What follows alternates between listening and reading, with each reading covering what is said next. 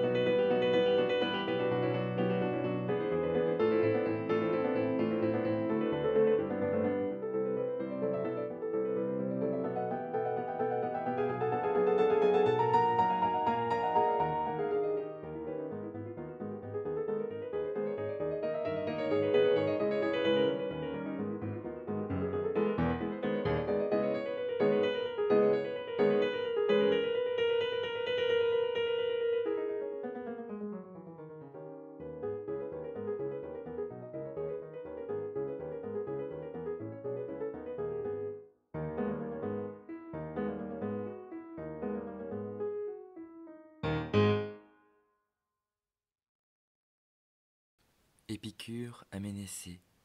Salut. Qu'on ne remette pas la philosophie à plus tard parce qu'on est jeune, et qu'on ne se lasse pas de philosopher parce qu'on se trouve être vieux. Il n'est en effet pour personne ni trop tôt ni trop tard lorsqu'il s'agit d'assurer la santé de l'âme. Or, celui qui dit que le moment de philosopher n'est pas encore venu, ou que ce moment est passé, est semblable à celui qui dit, s'agissant du bonheur, que le moment n'est pas encore venu ou qu'il est passé. Par conséquent, doivent philosopher aussi bien le jeune que le vieillard, celui-ci afin qu'en vieillissant il reste jeune sous l'effet des biens, par la gratitude qu'il éprouve à l'égard des événements passés, et celui-là afin que, tout jeune qu'il soit, il soit aussi un ancien par son absence de crainte devant ce qui va arriver. Il faut donc consacrer ses soins à ce qui produit le bonheur, tant il est vrai que, lorsqu'il est présent, nous avons tout, et que, lorsqu'il est absent, nous faisons tout pour l'avoir. Les recommandations que je t'adresse continuellement, mets-les en pratique et fais-en l'objet de tes soins, reconnaissant en elles distinctement les éléments du bien-vivre. En premier lieu, considérant que le Dieu est un vivant incorruptible et bienheureux, ainsi que la notion commune du Dieu en a tracé l'esquisse, ne lui ajoute rien d'étranger à son incorruptibilité, ni rien d'inapproprié à sa béatitude. En revanche, tout ce qui peut préserver en lui la béatitude qui accompagne l'incorruptibilité, juge que cela lui appartient. Car les dieux existent. Évidente est en effet la connaissance que l'on a d'eux. Mais ils ne sont pas tels que la plupart des hommes les conçoivent. Ceux-ci, en effet, ne les préservent pas tels qu'ils les conçoivent. Est impie, d'autre part, non pas celui qui abolit les dieux de la foule, mais celui qui ajoute aux dieux les opinions de la foule, car les déclarations de la foule à propos des dieux ne sont pas des préconceptions, mais des suppositions fausses. Il en résulte que les dieux sont à l'origine des plus grands malheurs et des plus grands bienfaits.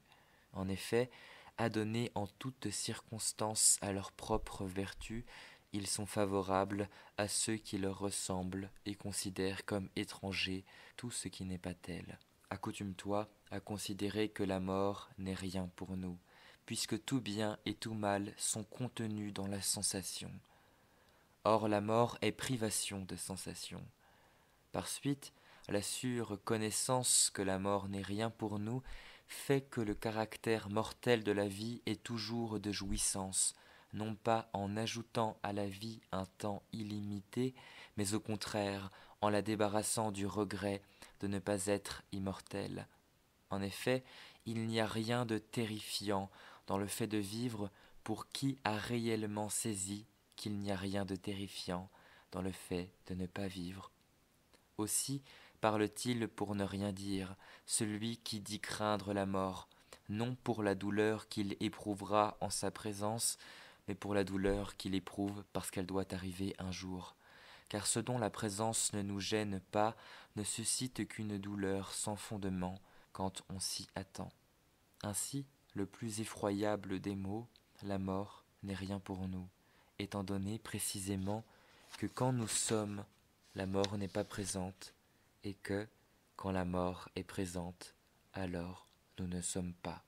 Elle n'est donc ni pour les vivants ni pour ceux qui sont morts, étant donné précisément qu'elle n'est rien pour les premiers et que les seconds ne sont plus. Mais la plupart des hommes tantôt fuient la mort comme si elle était le plus grand des maux, tantôt la choisissent comme une manière de se délivrer des maux de la vie. Le sage, pour sa part, ne rejette pas la vie, et il ne craint pas non plus de ne pas vivre, car vivre ne l'accable pas, et il ne juge pas non plus que ne pas vivre soit un mal. Et de même qu'il ne choisit nullement la nourriture la plus abondante, mais la plus agréable, il ne cherche pas non plus à jouir du moment le plus long, mais du plus agréable.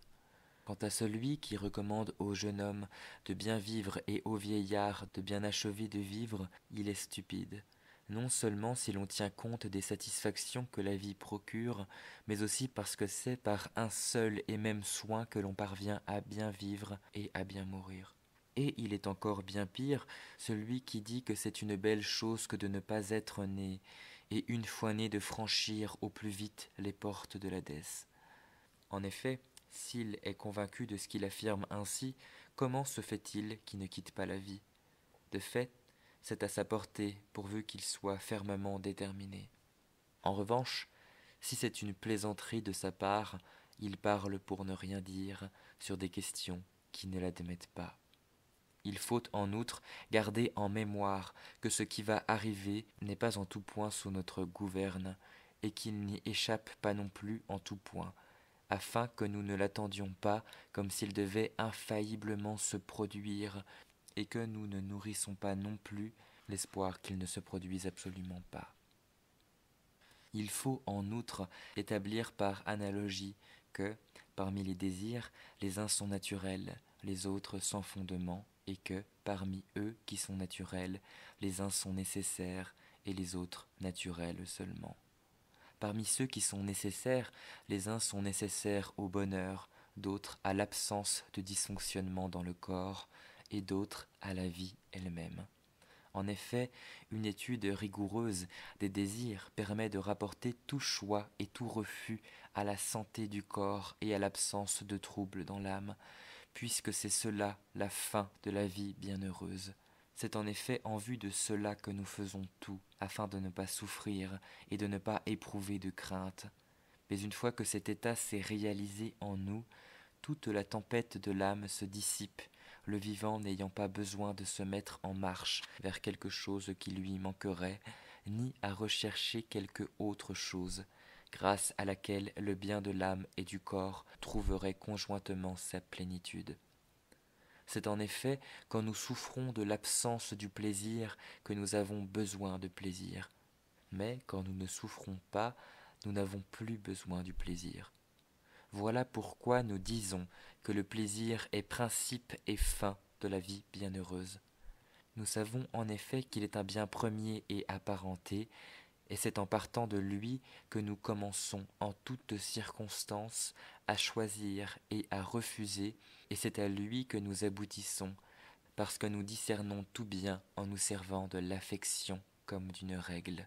En outre, puisqu'il est notre bien premier et connaturel, pour cette raison, nous ne choisissons pas non plus tout plaisir. En réalité, il nous arrive de laisser de côté de nombreux plaisirs, quand il s'ensuit pour nous plus de désagréments. Et nous considérons que beaucoup de souffrances l'emportent sur des plaisirs, chaque fois que, pour nous, un plaisir plus grand vient à la suite de souffrances que l'on a longtemps endurées. Ainsi, tout plaisir, parce qu'il a une nature qui nous est appropriée, est un bien, et pourtant tout plaisir n'est pas à choisir. De même encore, toute souffrance est un mal, mais toute souffrance n'est pas toujours par nature à refuser. C'est toutefois par la mesure comparative et par l'examen de ce qui est utile et de ce qui est dommageable qu'il convient de discerner tous ces états, car, selon les moments, nous usons du bien comme d'un mal, ou, à l'inverse, du mal comme d'un bien. Par ailleurs, nous considérons l'autosuffisance, elle aussi, comme un grand bien, non pas dans l'idée de faire avec peu en toutes circonstances, mais afin que, dans le cas où nous n'avons pas beaucoup, nous nous contentions de peu, parce que nous sommes légitimement convaincus que ceux qui ont le moins besoin de l'abondance sont ceux qui en tirent le plus de jouissance, et que tout ce qui est naturel est facile à acquérir, alors qu'il est difficile d'accéder à ce qui est sans fondement. Car les saveurs simples apportent un plaisir égal à un régime d'abondance, quand on a supprimé toute la souffrance qui résulte du manque, et du pain et de l'eau procure le plaisir le plus élevé lorsqu'on s'en procure alors qu'on en manque. Donc, s'accoutumer au régime simple et non abondant assure la plénitude de la santé, rend l'homme actif dans les occupations nécessaires à la conduite de la vie, nous met dans de plus fortes dispositions quand nous allons par moments vers l'abondance et nous prépare à être sans crainte devant les aléas de la fortune. Quand donc nous disons que le plaisir est la fin, nous ne parlons pas des plaisirs des débauchés ni de ceux qui consistent dans les jouissances, comme le croient certains qui, ignorant de quoi nous parlons, sont en désaccord avec nos propos ou les prennent dans un sens qu'ils n'ont pas, mais du fait, pour le corps, de ne pas souffrir et, pour l'âme, de ne pas être troublée. En effet, ce n'est ni l'incessante succession des beuveries et des parties de plaisir, ni les jouissances que l'on trouve auprès des jeunes garçons et des femmes, ni celles que procurent les poissons et tous les autres mets qu'offre une table abondante, qui rendent la vie agréable. C'est un raisonnement sobre qui recherche la connaissance exacte des raisons, de tout choix et de tout refus, et qui rejette les opinions à partir desquelles une extrême confusion s'empare des âmes. Or, le principe de tout cela et le plus grand bien, c'est la prudence. C'est pourquoi la prudence est plus respectable encore que la philosophie, car elle entraîne naturellement tout le reste des vertus, enseignant qu'il n'est pas possible de mener une vie agréable qui ne soit pas prudente, belle et juste, pas plus que la vie ne peut être prudente, belle et juste si elle n'est pas agréable. Car les vertus sont naturellement liées à la vie agréable, et la vie agréable en est inséparable. Dès lors, qui considères-tu comme supérieur à celui qui porte sur les dieux des jugements pieux, qui demeure continuellement sans crainte devant la mort, qui a pris en compte la fin de la nature? Il comprend que la limite des biens est facile à atteindre dans sa plénitude et à acquérir, alors que celle des maux dure peu de temps ou n'inflige que peu de peine. Il proclame, d'autre part, que le destin, que certains présentent comme le maître de toutes choses, ne l'est pas. Il estime, pour sa part, que certaines choses se produisent par nécessité, tandis que d'autres sont le fait de la fortune, et que d'autres encore sont en notre pouvoir, parce que la nécessité ne peut rendre de compte. Quant à la fortune, il voit qu'elle est incertaine, tandis que ce qui est en notre pouvoir est sans maître, et que le blâme et son contraire en sont la suite naturelle, puisqu'il vaudrait mieux suivre la fable sur les dieux que s'asservir au destin des physiciens. La première, en effet, dessine l'espoir de fléchir les dieux en les honorant, tandis que le second ne contient qu'une inflexible nécessité. Il comprend d'autre part que la fortune n'est ni un dieu, comme le croient la plupart des hommes, car rien de ce qui est accompli par un dieu n'est désordonné, ni une cause inconstante de tout. Il ne croit pas, en effet, que les hommes lui doivent le bien et le mal dont dépend la vie bienheureuse, mais que des prémices de bien et de maux importants ont été produites par elle, considérant qu'il vaut mieux être infortuné et bien raisonné que fortuné et mal raisonné. Car il est préférable que, dans nos actions, ce que nous avons décidé avec raison ne soit pas favorisé par la fortune. Ainsi, fais de ces choses et de celles qui s'y apparentent l'objet de tes soins, jour et nuit, pour toi-même et pour qui t'es semblable, et jamais, ni éveillé ni en songe, tu ne connaîtras de troubles profonds, mais tu vivras comme un Dieu parmi les hommes. Car il n'est en rien semblable à un vivant mortel, l'homme qui vit au milieu de biens immortels.